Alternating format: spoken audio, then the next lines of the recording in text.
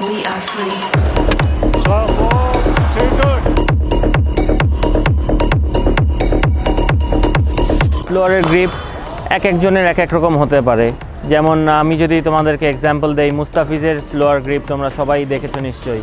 So ও কাটার মাস্টারই বলা হয় ওকে। So ওর ওইটা ন্যাচারাল। তুমি কোনো কিছুতেই তুমি কাউকে কপি করতে যেও না, তাহলে ভুল করবে। সো তোমার নিজের ন্যাচারাল একটা স্লোয়ার গ্রিপ থাকবে। তোমার স্লোয়ার হতে পারে তোমার ব্যাকহ্যান্ড স্লোয়ার যেটা হয়, তুমি পিছন দিয়ে বল ছাড়বে। তোমার স্লোয়ার হতে পারে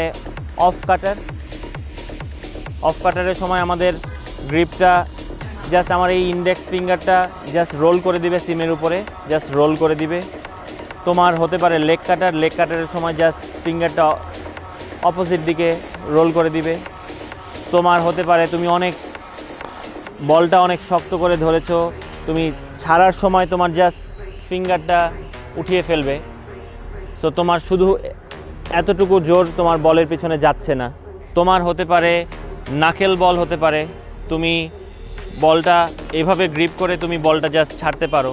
সো স্লোয়ার বল মানে কি, কিন্তু স্লোয়ারের সময় একটা জিনিস মাথায় রাখতে হবে, তুমি যেই বলটা জোরে বল করো ওইটার আর্ম অ্যাকশন যা থাকে, যেই স্পিডে তোমার আর্মটা নামে, তোমার স্লোয়ার বল করার সময়ও তোমার রান আপ, তোমার আর্ম স্পিড তোমার সেম থাকতে হবে।